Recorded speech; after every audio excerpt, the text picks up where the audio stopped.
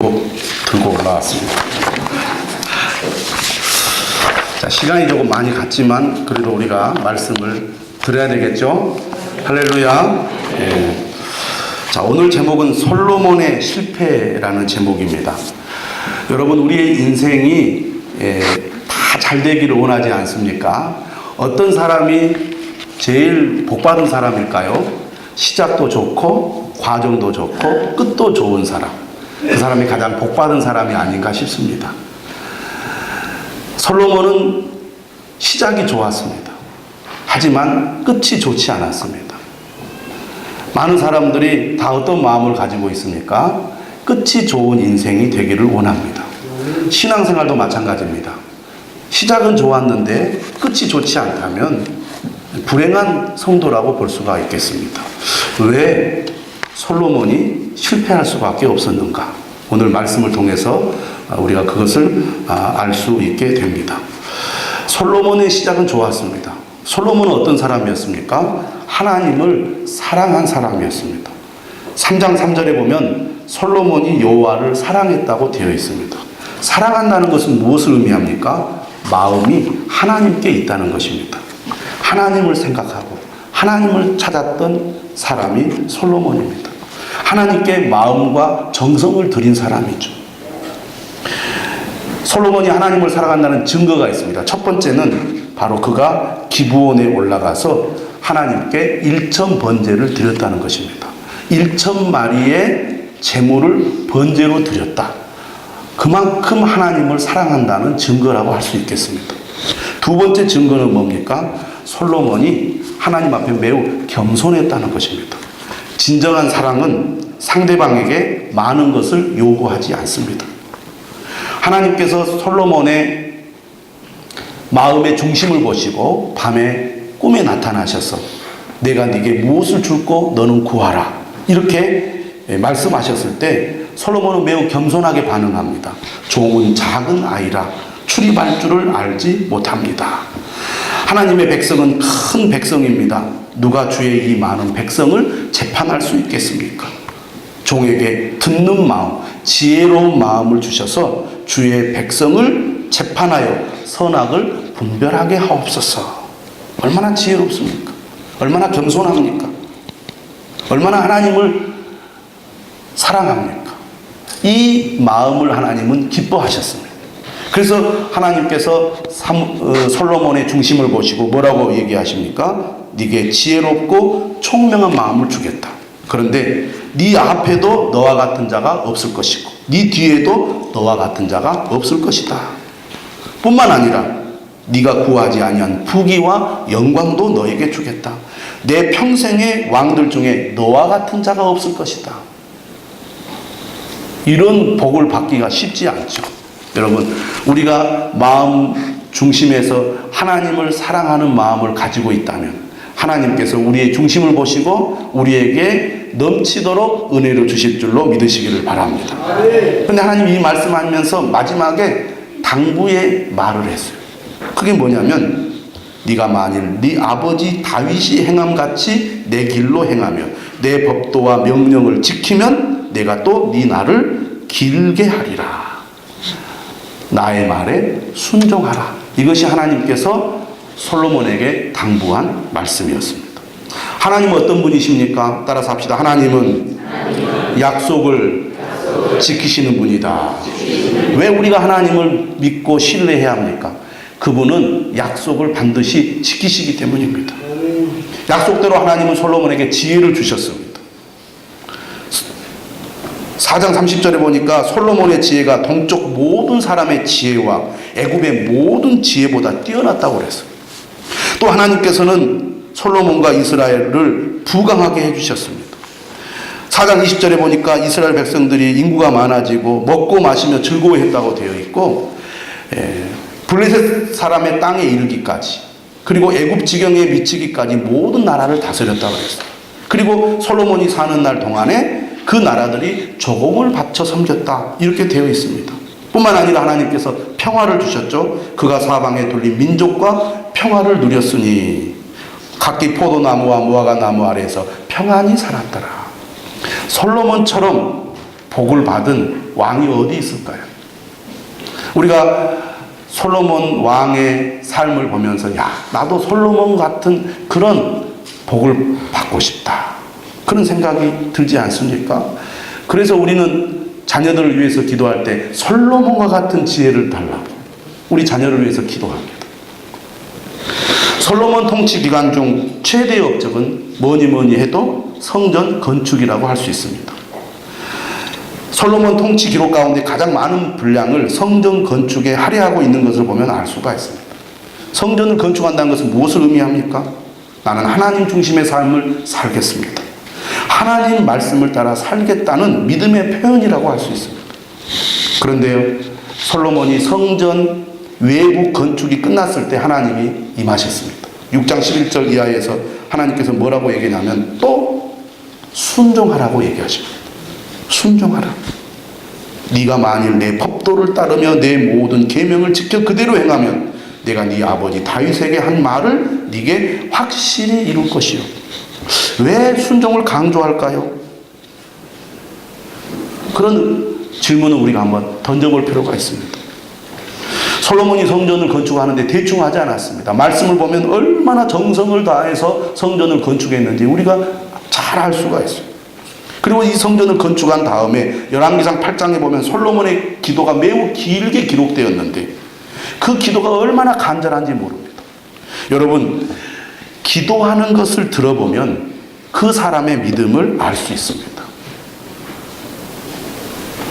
은혜가 충만하고 믿음이 좋았을 때 기도하는 것과 은혜가 떨어지고 믿음이 약해졌을 때의 기도가 다릅니다. 기도를 들어보면 저분이 정말 마음이 뜨겁구나, 하나님을 사모하는 마음이 정말 간절하구나 알 수 있지 않습니까? 열왕기상 8장의 솔로몬의 기도는 마음을 움직이고 감동시키는 그런 기도예요. 이렇게 기도를 마치고 난 다음에 솔로몬 왕이 백성들에게 이렇게 말합니다. 8장 61절에 그런즉 너희의 마음을 우리 하나님 여호와께 온전히 바쳐 완전하게 하여 오늘과 같이 그의 법도를 행하며 그의 계명을 지킬지어다. 솔로몬은 아버지로부터 하나님의 말씀에 순종해야 된다는 얘기를 들었습니다. 그리고 하나님으로부터 순종에 대한 말씀을 2차례나 들었어요. 그것이 그의 마음속에 깊이 새겨져서 그는 하나님의 말씀에 순종하는 삶을 삽니다. 그러나 거기서 그치지 않고 그의 백성들을 향해서도 여러분도 마음을 다하여 하나님께 순종하십시오라고 요청을 하고 있습니다. 어떤 사람이 믿음이 좋은 사람입니까? 먼저 나 자신이 하나님의 말씀에 순종하고 더 나아가 내 주변에 있는 사람들에게 하나님의 말씀을 전하고 그들을 말씀의 길로 인도하는 사람, 그 사람이 믿음이 좋은 사람입니다. 진짜 믿음이 좋은 사람은 자녀들에게 믿음을 가르치죠. 주변 사람들에게 믿음을 전합니다. 그러니까 솔로몬은 참으로 믿음이 좋은 사람입니다. 자신이 모범을 보였을 뿐만 아니라 백성들을 향해서도 여러분도 하나님 말씀을 따라 살아가십시오. 얼마나 감동적입니까? 솔로몬은 40년 동안 왕으로 이스라엘을 통치합니다. 그는 4년째 되던 해에 성전을 건축하기 시작했고 성전 건축과 왕궁 건축을 20년에 걸쳐 완성을 합니다. 하나님께서는 솔로몬이 왕이 된 지 절반이 조금 넘었을 때 다시 솔로몬에게 나타나셨습니다. 20년 전에 기브온에서 나타나신 것처럼. 그때 하나님께서 하신 말씀이 뭐냐면 너 참 성전 건축하느라고 고생했다. 네 기도대로 내가 이곳에 머물러 너희의 기도를 들어주겠다고 하나님이 격려하십니다. 그리고 그 격려로 끝나지 않고 또 무슨 얘기를 하냐면 내가 만일 내 아버지 다윗이 함같이 마음을 온전히 하고 바르게 하여 내 앞에서 행하며 내가 네게 명령한 대로 온갖 일에 순종하여 내 법도와 율례를 지키면 내가 네 아버지 다윗에게 말하기를 이스라엘의 왕에 오를 사람이 내게서 끊어지지 아니하리라 한 대로 내 이스라엘의 왕위를 영원히 견고하게 하려니와. 내 말에 순종하라는 것. 성전 왜 건축했니? 내가 얼마나 위대한 왕인가를 드러내고 자랑하려고 건축한 거 아니잖아. 나를 따르고 내 말을 존중히 여기고 나의 말에 순종하겠다고 성전을 건축한 거 아니니?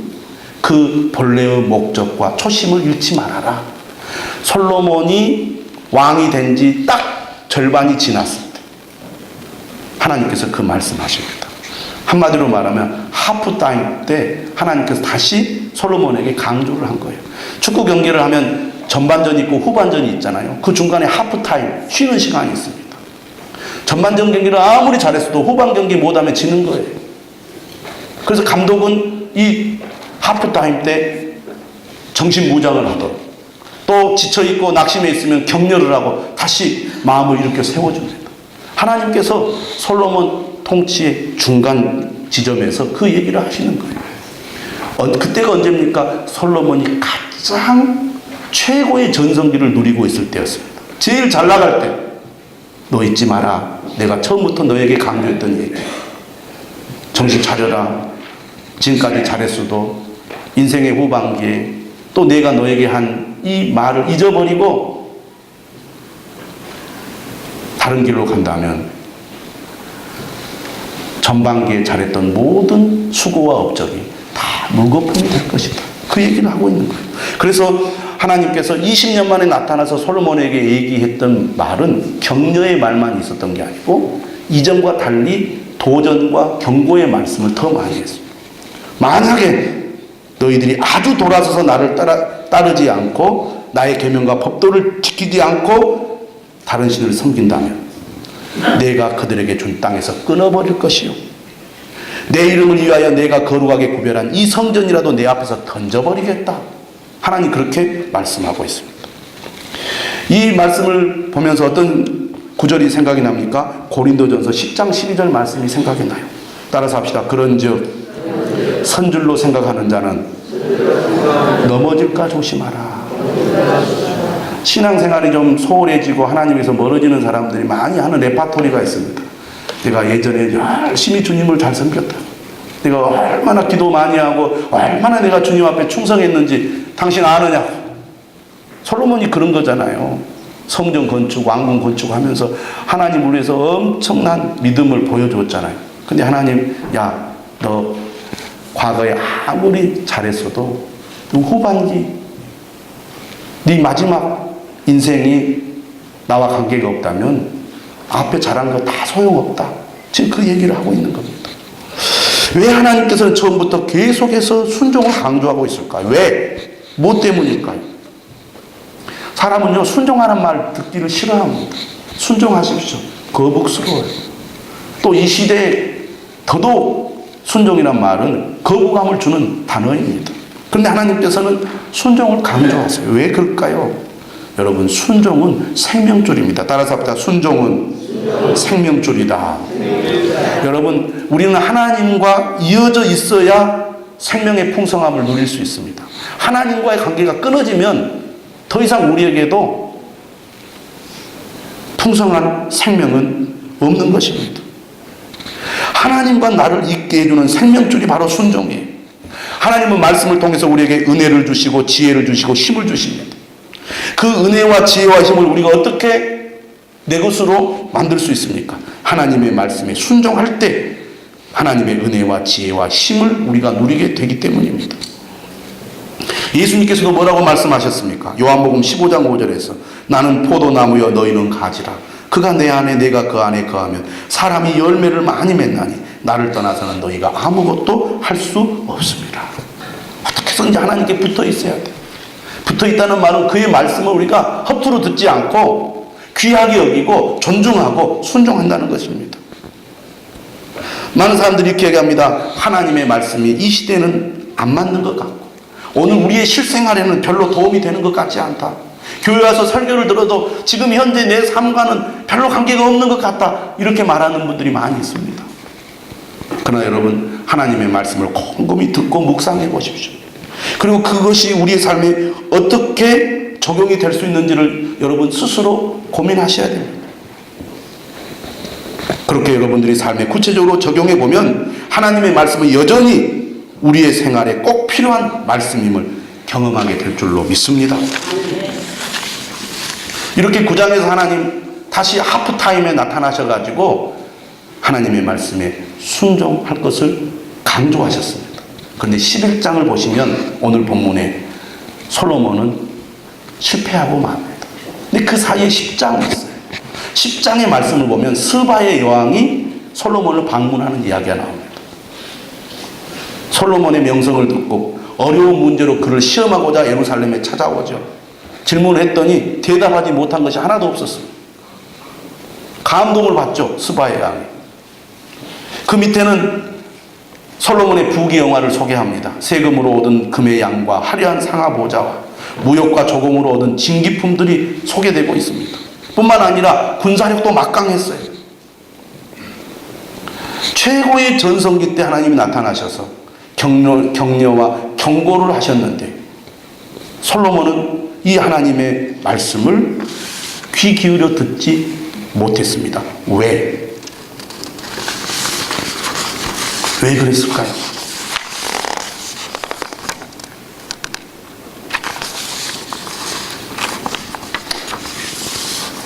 오랜 평화와 번영이 그를 영적으로 느슨하고 나태하게 만들었기 때문입니다. 하나님을 구하고 찾지 않다 보니까 하나님의 말씀이 점점 멀어지고 하나님의 말씀이 점점 멀어지다 보니까 하나님이 주신 지혜를 하나님의 뜻을 따라서 사용하지 않고 인간적인 방법으로 지혜를 사용하다가 결국은 무너져 버린 것입니다. 오늘 본문에 보면 솔로몬이 이방의 많은 여인을 사랑했다고 되어 있습니다. 3절에 보니까 후궁이 700명이요 첩이 300명이라고 그랬어요. 야, 대단하다. 네, 그런 생각할 수 있지만 솔로몬의 출발은 아마 주변의 나라와 부족들과 정략 결혼을 통해서 나라의 안정을 꾀하려는 목적을 가졌을 것입니다. 그러나 그게 지나쳤죠. 그리고 점점 그는 거기에 빠져들고 말았어요. 이 이방 여인을 사랑하게 되었고 그녀의 끈질긴 유혹에 결국은 넘어가고 말았습니다. 이러한 사실을 볼 때 영적인 얼마나 중요한가를 잘 알 수가 있습니다. 영적인 환경이 나쁘면 아무리 내 마음이 강하다 할지라도 오래 버티지 못하고 무너지게 되어 있습니다. 아마 솔로몬은 그랬을 거예요. 처음에 내가 얼마나 하나님을 사랑하는지 나는 잘 알고 있다. 나는 어떤 일이 있어도 하나님의 말씀을 떠나지 않고 하나님의 말씀에 순종할 것이다. 아마 그렇게 생각했을 거예요. 이방 여인들을 내가 아내로 삼는 것은 이 나라의 안정과 평화를 위한 거국적인 행동이다. 그들이 믿지 않는 사람들이 오겠지만 나는 그것 때문에 흔들리지 않을 것이다. 아마 그런 생각이 했을 거예요. 그러나 그것은 지켜지지 못했습니다. 왜 그럴까요? 그것은 하나님의 뜻이 아니었기 때문입니다. 따라서 합시다. 죄는 하나님의 말씀을 소홀히 여기는 데에서 시작된다. 오늘 본문 뭐라고 되어 있습니까? 2절에 너희는 그들과 서로 통혼하지 말며 그들도 너희와 서로 통혼하게 하지 말라. 그들이 반드시 너희의 마음을 돌려 그들의 신들을 따르게 하리라 하셨으나 솔로몬이 그들을 사랑하였더라. 신명기 7장 1절에서 4절은 이 다른 민족과의 결혼에 대해서 엄중하게 하나님이 말씀을 하고 있습니다. 그런데 솔로몬은 이 하나님의 말씀을 어겼어요. 또 신명기 17장 17절에도 보면은 그에게 아내를 많이 두어 그의 마음이 미혹되게 하지 말 것이라고 했습니다. 그러나 오늘 보면은 솔로몬은 후궁이 700명이고 첩이 300명이에요. 하나님의 말씀을 소홀히 하다 보면 죄에 넘어지게 되고 타락하게 되는 것이죠. 그런데 솔로몬의 죄와 실패는 단번에 이루어진 것이 아닙니다. 서서히 무너지기 시작했다는 것을 알아야 됩니다. 이 정도는 괜찮겠지. 그런 생각을 우리가 신앙생활 하다 보면 많이 하게 됩니다. 하나님의 말씀에 불순종하는 것이 처음부터 나는 이제 하나님 말씀 안 들을 것이다. 나는 이제는 예배도 잘 안 드리고 믿음도 버리고 그렇게 살아야 되겠다. 그런 사람들은 좀 특별한 것 같아요. 그런 분들도 있어요. 그러나 대부분의 사람들은 나는 하나님을 잘 믿을 거예요. 어떤 일이 있어도 하나님을 떠나지 않을 거예요. 다 그렇게 얘기를 합니다. 그런데 나도 모르는 사이에 서서히 무너지는 거예요. 한 번의 타협이 부득이하게 또 다른 타협을 불러왔고 그 과정 속에서 우상 숭배가 살금살금 파고들었습니다. 오늘 본문에도 보면 1절과 2절에 솔로몬이 이방의 많은 여인을 사랑했다고 되어 있습니다. 그러다 보니까 3절에 그 여인들이 왕의 마음을 돌아서게 했어요. 4절에 솔로몬의 나이가 많을 때 마음을 돌려 다른 신들을 따르게 되죠. 하지만 그러면서 하나님 여호와 앞에 온전하지 못했다고 되어 있습니다. 온전하지 못했다는 것은 그래도 다른 신들을 따르긴 했지만 그래도 하나님을 믿고 있었다는 거예요. 하나님을 섬기고 있었다는 겁니다. 오늘 우리도 그러지 않습니까? 하나님만을 섬기고 하나님만을 따라야 되는데 하나님을 섬기면서 세상을 또한 우리가 따르고 섬기지 않나요? 솔로몬이 그랬어요. 처음에는. 그러다가 6절에 여호와의 눈앞에서 악을 행합니다. 7절에 산당을 지어요. 그리고 결국 9절 마음을 돌려 여호와를 떠나게 돼요. 그래서 하나님께서 진노하셨다고 그랬습니다. 여러분, 우리가 작은 타협을 하다 보면 계속 타협하게 돼서 하나님 말씀에서 멀어지게 되어 있습니다. 그렇기 때문에 순종이 중요하다는 거예요. 순종. 죄의 대가는 혹독했습니다. 11절에 뭐라고 말합니까? 내가 반드시 이 나라를 내게서 빼앗아 내 신하에게 주리라. 그렇게 부귀영화와 번영과 평화를 누렸던 이스라엘이 한순간에 이제는 무너지게 되는 겁니다. 불순종의 대가가 그렇게 큰 거죠. 12절에 이렇게 말합니다. 오늘 본문. 그러나 내 아버지 다윗을 위하여 내 세대는 이 일을 행하지 아니하고 내 세대에는 이 일을 행하지 아니하고. 지금 솔로몬은 아버지 다윗의 덕을 보고 있는 겁니다.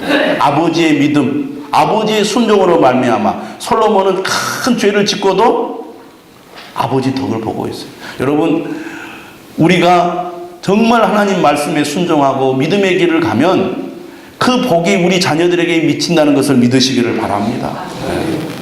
그래서 우리가 정말 믿음의 길로 바르게 가야 돼요. 자녀가 잘 되기를 원한다면. 하지만 12절 끝에 뭐라고 되어 있습니까? 내 아들의 손에서 빼앗으려니와. 솔로몬의 아들 르호보암은 아버지 솔로몬의 피해자가 됩니다. 르호보암이 그렇게 어리석은 판단을 하고 나라를 분열시킨 근본적인 원인은 솔로몬에게 있는 겁니다. 말씀을 통해서 볼 때. 아버지가 죄를 짓고 하나님 앞에 불순종함으로 그의 아들이 큰 고통을 겪는 겁니다. 순종이 얼마나 중요한지를 오늘 말씀을 통해서 다시 한번 깨닫는 여러분들이 되시기를 바랍니다. 하나님의 말씀 앞으로 나와야 합니다. 하나님께로 가까이 나와야 합니다. 환경에 휩쓸리지 않으려면 순종해야 될 줄로 믿습니다. 하나님께서 요즘 여러분에게 요구하시는 순종은 무엇입니까? 말씀을 통해서, 기도를 통해서, 환경을 통해서 하나님께서 여러분에게 요구하시는 순종이 무엇입니까? 그 깨달음이 여러분에게 있다면 결단하고 순종하시기를 주님의 이름으로 축원합니다. 우리 시간